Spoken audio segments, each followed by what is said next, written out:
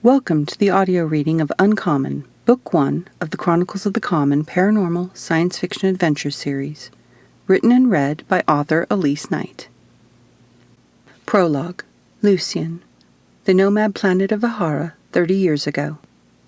We descended to the barren planet below, passing a horrific scene that was a war by any definition. Weapons fire crossed and curved through space in a deadly painting of light and explosions. It would have been beautiful had the distance between forces not been littered with the shattered hulls and broken bodies of our first line of defense. Bodies of men and women I knew, men and women I had led to their deaths. The Castapollux is going down. I say again, the Castapollux is going down. Kai drew a shaky breath before continuing. Maintain cover fire for the civilian retreat. Do not break formation. Do not come to our aid. Lead the civilians to safety. My brother's fear and heartbreak, an echo of my own, reverberated through our blood bond. We were as impotent to salvage the battle as was our broken ship. Our people's final hope for safe harbor, for a place to call home, had been decimated in a matter of minutes. 200 years of struggle, 200 years of dreams, thousands of lives lost. My only comfort was the knowledge that soon I too would be counted among the lost, and save the future of reliving this nightmare for centuries to come. May the stars guide you home, Kai solemnly stated, then closed our end of the comm channel. May the land welcome you, came the replied transmission from a dozen anguished voices of family and friends I would never hear again. We had been guiding a caravan of refugees from camps located across the sector to settle on the newly discovered nomad planet that our people had named Vahara, the Keti term for sanctuary. Before the battle, our caravan had totaled nearly 9,000 Hada, the abandoned ones, hybrids and shunned species from across the sector. I pitied the soul with the grim task of tallying our new numbers. This was supposed to be a simple migration to a lone planet no one wanted. Apparently someone very powerful did not want to see the Hada establish residence. Not in Vahara, not anywhere. The firepower we had met in the skies above the planet was the clearest statement of intention. Whoever sent this army for hire had no interest in the planet below. The Hada were marked for death. Within minutes of our caravan arriving at Vahara, 50 well-armed Raka mercenary warships had appeared by portal and quickly blocked a direct retreat. 50 warships against 32 mostly unarmed civilian freighters. I refused to count the 17 Matri ally ships that had joined the caravan only to disappear by portal less than 5 minutes into the battle. My only regret was that I couldn't hunt down every last one of the witches for abandoning us. We had lost 6 ships in the first handful of minutes. A third of the civilian freighters had portal-capable crew members to rush them to safety. Unfortunately, once the warships had released their fleet of darts in an effort to head off the Hada retreat, many of the less maneuverable freighters were unable to reach an open portal in time. The remaining civilian ships were scattered in a bid to outrun the smaller short-range darts. The heavier cargo ships stood their ground and did the only thing they could, go down fighting. I should have been shaken, dreading the end. I wasn't. I mourned the loss of so many innocent souls. I already mourned my brother and our crew. But I couldn't muster the interest to mourn my own soul. Good riddance. We had lost shields, and the subsequent hits had disabled partial flight control only minutes before Kai's announcement. The Pollux was on a direct collision course with the planet. A blast hit our port side. I gripped the console and pushed deeper into my seat. Alarms blared and lights flashed throughout the bridge. We just lost part of the cargo hold, and the port shuttle bay is damaged. The hub and airlocks have been sealed, Nadai confidently informed. The stoic blonde's Keti eyes never strayed from her task as she quickly turned off the alarms from the system's console. If we make it out of this, we need better shields and side weapons, Kai mentally complained through our bond. Are you admitting to poor ship design? I teased. Kai was supremely proud of his rapidly disintegrating ship. Now is not the time to insult my ship, Luke. Pollux is the finest designed ship in the sky, Kai said. It's about to make a finely designed crater on that blasted planet, I retorted. We have a tail, Fesh, the old Keti navigations officer, alerted. 100 pieces it's him, I bet my brother. Weak bet. It's him. 100 pieces to switch places. I would love to be the one to take him down, Kai replied. Not in your life. He's mine, I growled the reply. The thought of finally putting an end to the Raka mercenary who had dogged us for centuries ignited my fury to near distraction. The opportunity to kill Kerr was enough to fire my thirst for life, if only for a few minutes longer. Tracking the small shuttle shadowing our descent, I ground my teeth. Frustrated, I was unable to get a weapons lock. Determined to take the mercenary with us, I fired the guns in sweeping arcs, hoping for a lucky shot, or at least to knock debris into his path. Our pursuer darted erratically, avoiding everything I sent his way. One thing could be said for him. The blasted mercenary knew how to recruit good pilots. Denica, are we going to crash or land? Kai asked our pilot, an older Kedi and Kubari hybrid veteran from the 500 Years' War. Oh, we're definitely crashing, sir. The landing gear is gone and half the port side hold is hanging off our belly. I'm surprised you still have cannons down there, she remarked. Pausing my assault on the tailing shuttle, I switched the display to scan the bottom of the ship. Carefully taking aim at the twisted and dragging broken hull, I fired. What in the stars are you doing shooting at my ship? Kai shouted in shock. Sir? I think that actually helped, Denica remarked. I might be able to minimize structure damage. I just gave us a little trim. Would you have preferred a fiery explosion as our ship carved a fresh crater into the planet? I defended. My brother may have designed the Pollux, but we had built together and flew united. We always had, and we would until the end, which appeared to be sooner than expected. Kai opened a ship-wide comm. All hands, brace for impact, Kai ordered just before the cast of Pollux finally met the planet of Vahara. 3 crew members, including our pilot Denica, had been injured in the landing and were being treated in medbay. Of the remaining 12 crew members, 4 were repairing damages and engineering. Kai had placed 2 snipers near the top of the ship with easy access to the turrets. Nadai and Fesh remained on the bridge monitoring the progress of the approaching mercenary ship, in addition to the ongoing battle in space. That left 4 fighting men on the ground, including Kai and myself, to handle the 10 mercenaries who had been struck by our trailing debris and crashed along with us. We just had to hold them off until the necessary repairs could be made to the Pollux. Unfortunately, if we did make it back into the sky, chances were the battle will have been long over. If we make it out of this, I'm adding combat suits to the list of essential upgrades, I said. Now you want combat suits. I thought you said they were too rigid and restrictive. Are you getting soft in your old age, little brother? Kai teased. I will never be soft. I'm merely reassessing their value in the face of the worst-case scenario becoming reality. Can't argue that, Kai admitted. Blaster in hand, I settled behind a lump of twisted hull and waited, my clenched fists itching to strike and rend. A fight was exactly what I needed right now. I needed the rush of physical exertion and the spike of adrenaline to balm the bitter knowledge that thousands of my people were being massacred in the skies above, and I would not be among them. This is where I was most at home. Kai may excel in the sky, but I am the beast who masters the ground.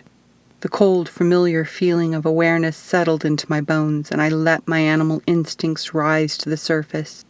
Shoving aside the discomfort of being locked inside the exposure suit, an unfortunate necessity, I ignored the insistent need to sense every detail of my surroundings. Isolating instinct from animal, I carefully kept the beast locked inside. A rock exposed to space was nowhere for the irrational and unpredictable beast to slip his leash, not even to quench its thirst to kill the Raka mercenary who followed us to this planet. There wasn't a time in the last several hundred years that the mercenary named Kerr had not attempted to claim a kill contract on Kai and I. The contracts had begun to surface when we were mere children, sons to revered political and military leaders. It wasn't until we had made the rank of commander in the Kedi military that rumors circulated of a single unknown Raka mercenary who had begun to accept all of our contracts. He had even gone so far as to eliminate other mercenaries who dared to encroach on his claim. We had no idea why Kerr had fixated on us. Truth be told, We didn't much care, at least not in the beginning. Taking a nap, Kai joked from his perch on the remains of the walkway dangling from deck 2. How far, I asked. Soon, Kai replied. Mines in 3, 2, 1, Kai counted down. A silent explosion shook the ground and light flared beyond my closed lids. I held firmly in place and listened to the chatter as the snipers began their assault on the disoriented mercenaries, but their efforts quickly came to a halt. 3 down, Nadai reported. They have some type of shield in place now. The snipers aren't getting through. Creo, I spat the offensive curse. Personal shields were extremely rare and very expensive. We should have assumed whoever sent the warships could also afford a few shields. Sighting the tall central figure among the group, the one I knew to be Kerr, I fired my blaster, to no effect. I continued to fire with the desperate hope of draining his shields before he reached our position. The blaster heated in my hand with continuous use, then suddenly my target disappeared. What? The hair on the back of my neck stood with awareness, and the animal inside me growled. I spun and twisted to the side just as a blaster fired into the spot I had vacated. Leaping to my feet, I charged and fired at the tall figure, but my weapon merely unloaded into empty air as Kerr once again disappeared. He then reappeared a few meters away, the blonde Raka's malevolent green eyes lit in triumph and amusement. I bolted across the hold with Kerr's blaster fire licking at my heels. After diving behind a chunk of the wrecked hold, I quickly grabbed a grenade from my belt and tossed it in Kerr's direction. I knew he would teleport, but hoped the grenade would force Kerr to come closer where I could grab a hold of the man. Grenade! I alerted the team and prepared for the Raka to disappear. The blast shook the barricade at my back and heat danced across my suit. We definitely needed combat suits. Just as the blast had gone off, Kerr teleported directly in front of me. The beast inside hissed and scratched, begging to be let out, desperate to kill our enemy.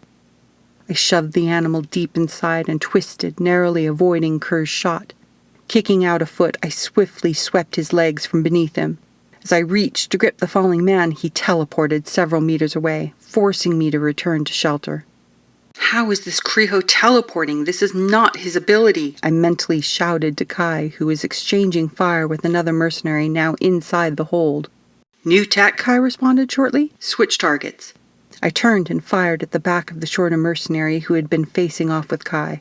From the corner of my eye, I caught sight of Kai materializing behind Kerr and slamming 2 daggers into the Raka's back, straight through the shields. Blades worked? Blades penetrate the shields, I yelled into the comm.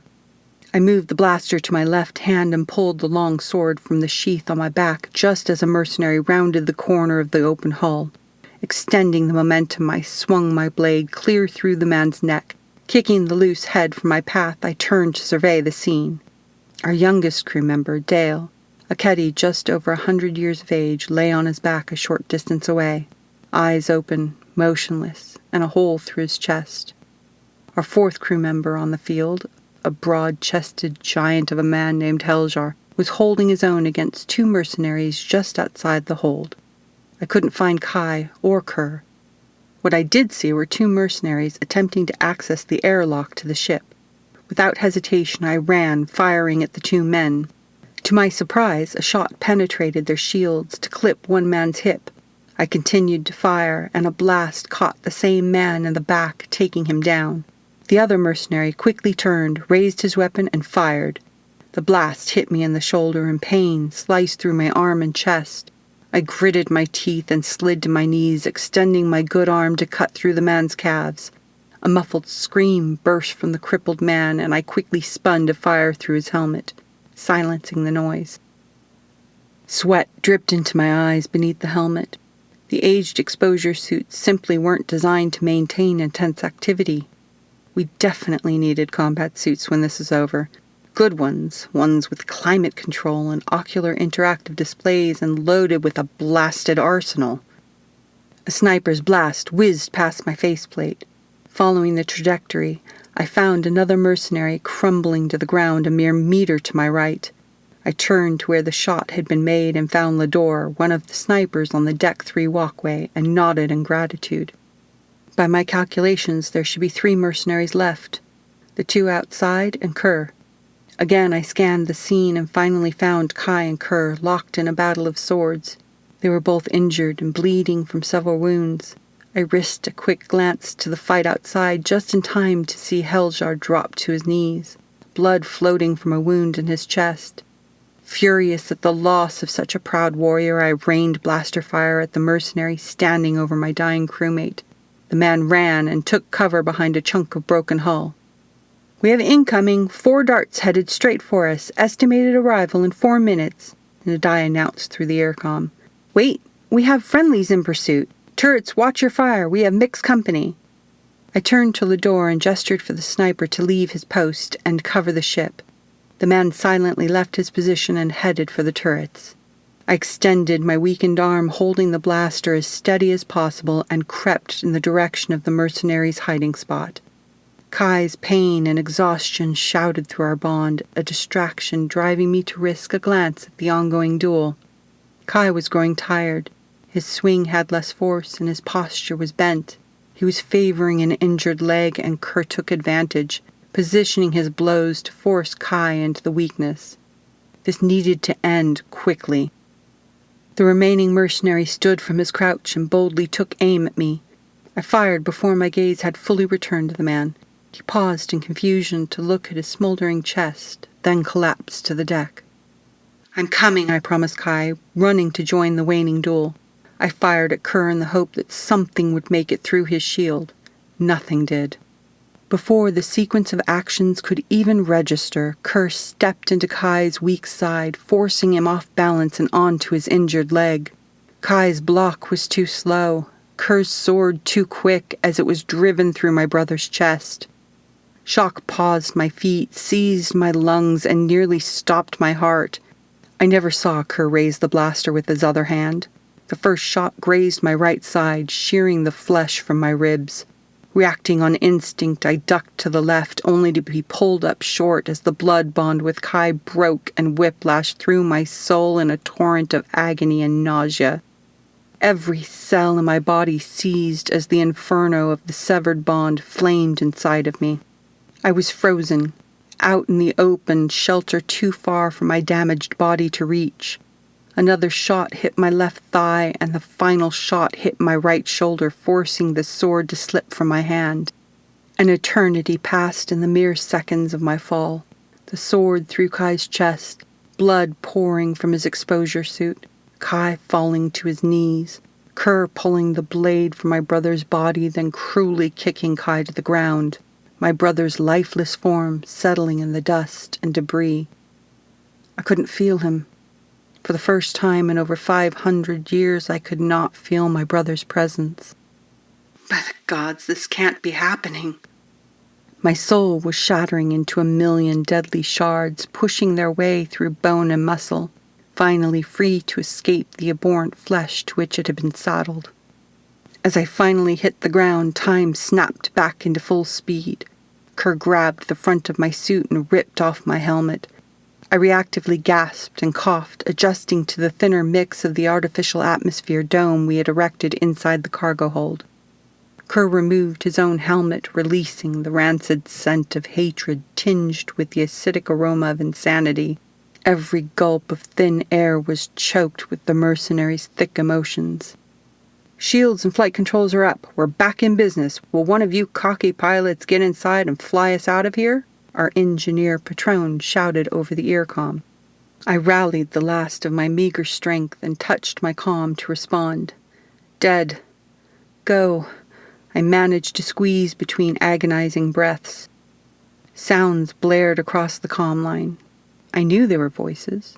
I knew there were words in the jumble of noises piercing my ear, but it was just another painful assault until the comm was mercifully torn from my ear. Kerr's bare face suddenly hovered above me. For a moment, his expression appeared to be one of concern. The man's frown then turned into a sneer, and his eyes sparkled with contempt, morphing his face into what was obviously his version of glee. "Good. I thought you had died already," Kerr purred. I tried for a witty retort, but couldn't gather the strength to form the words. I closed my eyes and attempted to let go of the ever-present grip on the beast's leash. Nothing. If I could laugh, I would howl. Of all the times for the beast to be silent, of course it would pick now. A crack across the side of my face shocked my eyes open. Not yet, Kerr ground between his teeth. I've not waited centuries to kill the traitor and the beast for you to die so quickly. The rocka straddled my chest, digging a knee into my injured side. The pressure stole what little breath I had left. For centuries I've had to suffer your existence, the perfect little heroes. It seems you're not so perfect after all. Kerr's curled fist slammed into my jaw, and a crack echoed through my skull. Our positions might have been reversed. Another blow struck my eye, and I felt the bone shatter. Had you not bonded to that traitor, now mine will be the name the common whispers in fear, the Beast Slayer. Gods, why can't you shut up and just kill me? I exhaled a pain-filled breath and prayed for the end. Kerr fisted my hair, and after jerking my head to the side, he bit into my neck. A hoarse growl of a scream flew from my throat as Kerr closed his jaw and ripped away my flesh. He pulled back to stare at me, a chunk of my skin dangling from between his teeth. The man gave a gruesome, bloody smile and flipped the flesh into his mouth, then began to chew. I shook uncontrollably, growing cold as I slowly slipped into Death's arms. The moist warmth flowing freely from my neck, a welcome burn against the ice of my skin. Pain began to recede into a numbing bliss. My ears filled with the constant drone of white noise, growing louder and more insistent with every torturous breath. This is it. Not much longer, I reassured myself. I'm coming, brother. Kerr looked over his shoulder and jerked in shock. I felt pressure against my chest, then was suddenly staring into empty space. Move, now, move! I shouted at my defeated limbs. I had to move. I had to get to my brother. I had to get to the ship. But there was simply nothing left in my reserves. The insistent buzzing began again. Wind whipped around the cargo hold, picking up dust and debris that pelted my exposed face. The annoying humming noise and wind abruptly stopped. A pop and a hiss. Voices. Familiar voices. 2 females, 2 males. Get to the bridge, I'll help them, one of the men shouted. Running. A shadow. Hands gently touching the uninjured side of my neck. A heavy breath exhaled. He's alive. Lucian's alive. What about Kai? The male voice called. Brother. Gone. He's gone. I privately cried into the void where Kai belonged. He's not alive, but he's not dead either, a female voice called back in confusion. Not dead? Subscribe to continue listening and discover what happened to Luke after the defeat at Vahara. If you liked what you heard, the Uncommon ebook can be purchased at all major retailers for only 99 cents. Thank you for listening.